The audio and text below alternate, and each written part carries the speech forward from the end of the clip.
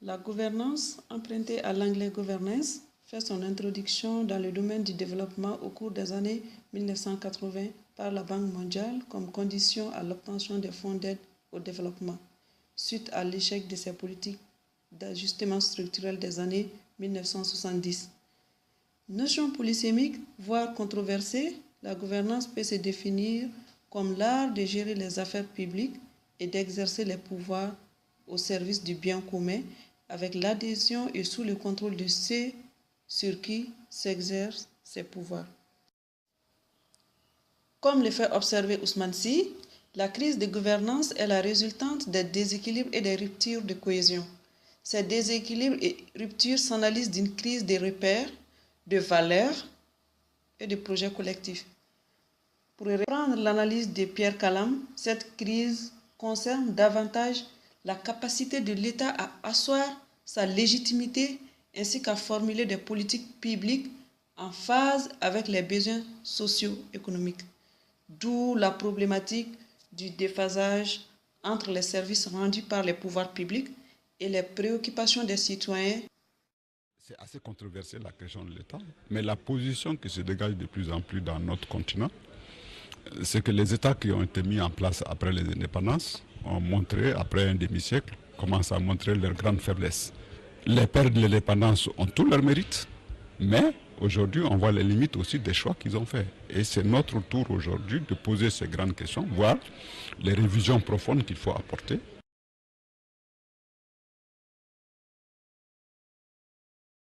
La finalité de la réforme, c'est le bien-être des populations. Une réforme dans le sens tant qu'on ne la sent pas sur les vécus quotidiens des populations. Dans un contexte où, pour comprendre en réalité les décalages, il faut questionner un certain nombre de préoccupations. La notion de la citoyenneté, nous sommes dans un contexte justement où nous n'avions pas suffisamment construit la citoyenneté malienne. Aujourd'hui, qui est le citoyen malien? Quel est le modèle du citoyen malien? Cela ne s'exprime ni au niveau des collectivités, ni au niveau national. Dans un contexte où les gens ne payent pas les taxes de développement local, régional et local, dans un contexte où les gens ne sont même pas respectueux des simples valeurs, n'est-ce pas, qui fondent la République. Et je pense qu'il y a un problème à ce niveau en termes de citoyenneté. L'autre notion de citoyenneté, c'est la responsabilité de ceux qui ont en charge de gérer les affaires publiques. Dans un contexte où ils ne sont pas respectueux des questions de moralité ou même de la simple parole donnée, ce déficit en termes de responsabilité de ceux qui sont en charge de gérer les affaires publiques ou bien de ceux-mêmes qui se droit un mandat ou comme mission simplement de parler au nom des populations, de parler au nom de leurs concitoyens. Je vais parler des acteurs politiques qui sont aux responsabilités ou pas. Ils ont choisi une voie d'expression collective. On se rend compte que cette forme d'expression collective ne s'accompagne pas suffisamment du devoir au sens de la responsabilité. Donc tous ces phénomènes-là ajoutés, ces facteurs ajoutés les uns et les autres, sont les raisons pour lesquelles justement nous sommes dans des crises qui, quand on regarde, on a l'impression qu'elles sont irréductibles. Je vous ai donné des informations, vous avez dit que l'information a été bien notée, mais aucune disposition n'a été prise. Ce n'est pas un secret que de dire qu'aujourd'hui à la gendarmerie de Coronavirus, une arme pour 2 gendarmes. Si vous donnez 8 litres d'essence à un véhicule de patrouille à Bamako, il ne peut que rester dans les axes fondamentaux. Les Maliens ne sont pas en sécurité. Les crises de la carte d'identité. Il y a un commissaire qui avait été invité de Caille à Bamako, et que l'adjoint au service des passeports devrait quitter, vous vous êtes débrouillé à faire une nomination exceptionnelle. Vous avez fait signer de là au président de la République qui fait ressortir un grade qui n'existe pas dans le statut de la police, contrôleur sous-préfet qui s'occupe des cartes d'identité. Ils n'en ont pas. Et les populations sont à longueur de journée harcelées parce qu'ils n'ont pas de pièce d'identité ou leur pièce d'identité est périmée lors de leur voyage. On les extorque leurs sous. Pour ça, le dossier du passeport, monsieur le ministre, vous ne voulez pas en parler. Je souhaitais vraiment que vous en parliez. Oui, parce que ça tombe dans le trou du domaine public, du marché public. Nous sommes des représentants du peuple.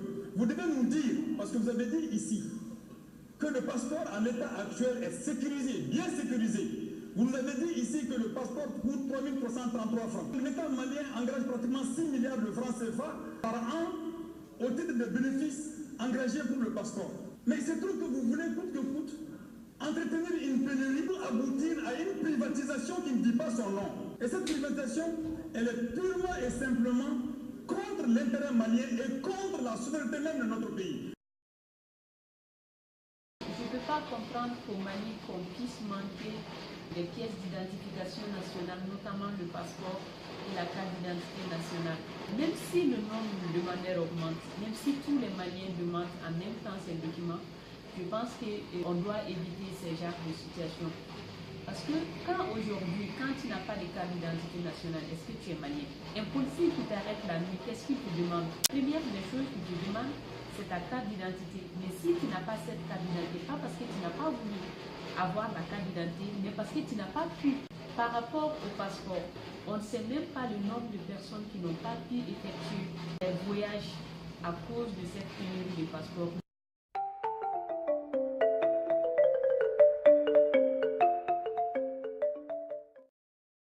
Aujourd'hui, dans certaines garnisons, on a dit aux gens que chaque patrouille, chaque élément participant à la patrouille a droit à 8 500 francs CFA par jour. Et les hommes ont fait le décompte et par élément, ça fait 600 000 francs.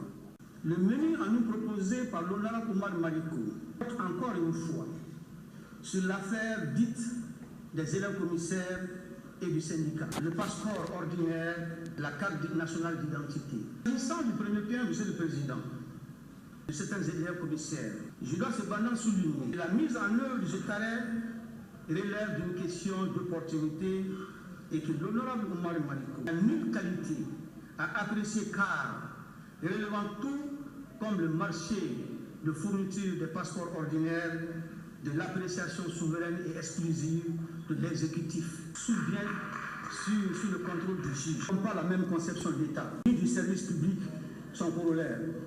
Je ne suis pas étonné que vous ne répondez pas à cette question, parce que vous n'avez pas de réponse, monsieur le ministre, à cette question.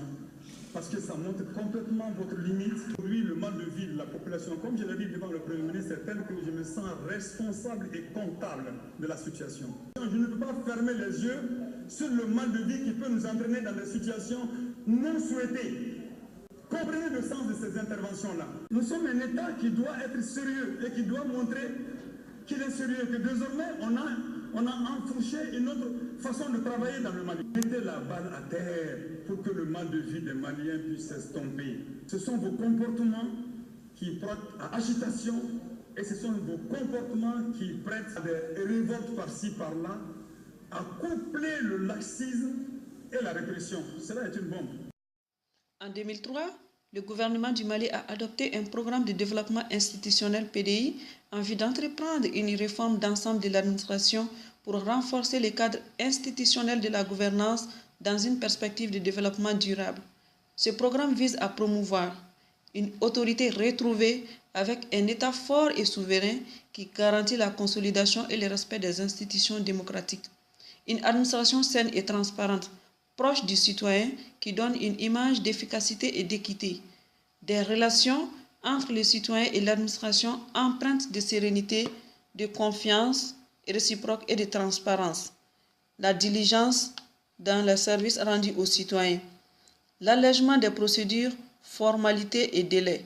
La généralisation de l'informatique pour faciliter à terme le traitement à distance des actes administratifs. L'éradication de la corruption, du gaspillage, de la mauvaise gestion, du laxisme, des détournements, du copinage, de la politisation dans le choix des hommes ou dans l'attribution des marchés, des passe-droits et des embauches inutiles. Un grand effort d'équipement des administrations en matériel moderne et performant, l'émulation par une politique d'adaptation des personnels aux emplois, une politique salariale motivante et la création des conditions d'une saine gestion des carrières à travers un cadre de compétition transparente et équitable. Malgré ce programme ambitieux, force est de constater que l'atteinte des objectifs reste mitigée. La mauvaise gestion des affaires a atteint son paroxysme.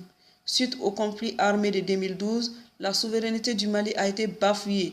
L'inefficacité et les arcanes bureautiques dans la délivrance des services rendus aux citoyens. Le laxisme, la corruption, le copinage et la politisation sont devenus monnaie courante dans la gestion du Mali actuel.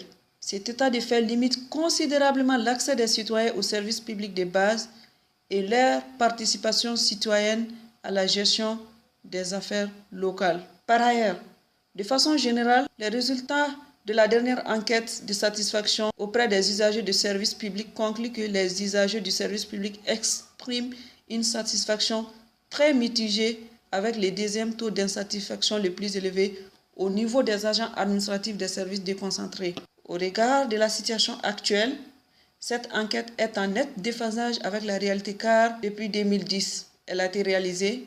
La situation politique, institutionnelle et sociale a subi beaucoup de mutations depuis lors.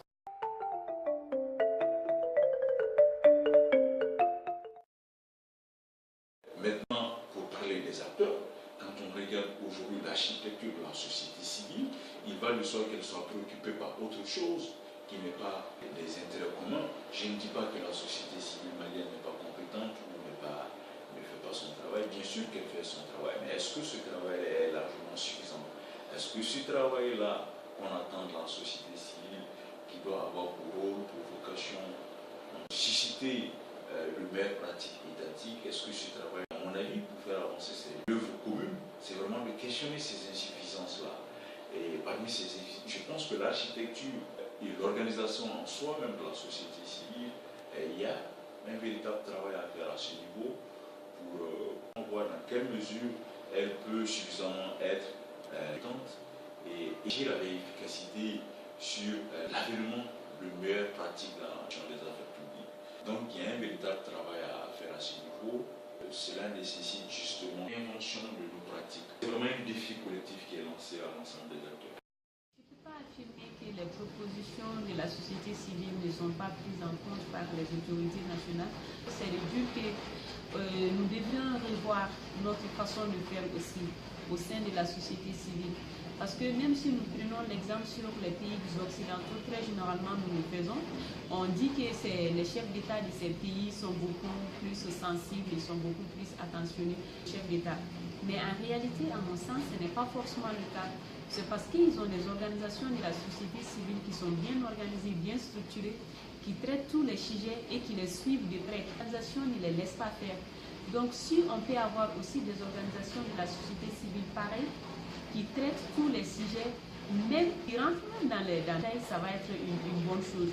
Là, on peut avoir peut-être une bonne réaction de nos autorités.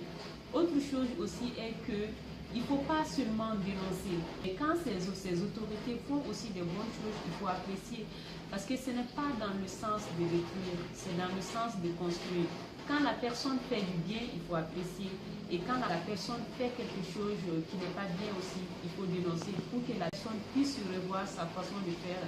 Donc, rappeler quelqu'un à l'ordre, n'importe qui, c'est une bonne chose, mais aussi apprécier les bienfaits de la personne aussi.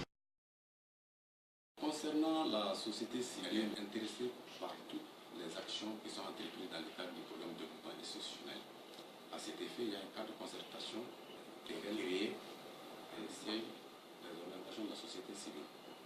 Ce cadre organise une journée tous les 28 septembre, une journée qu'on appelle la journée du contrôle citoyen, pour permettre à la société civile de se prononcer et de mesurer effectivement les actions, toutes les actions qui entrent dans le cadre du suivi, de l'alerte et du contrôle de l'administration. La société civile, dans son rôle d'alerte et de contrôle, est garante de toutes les actions que l'administration doit entreprendre.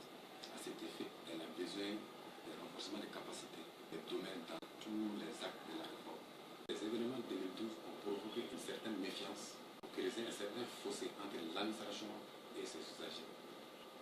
Et notre devoir, c'est de permettre à l'administration de regagner la confiance et de transformer cette crise en opportunité.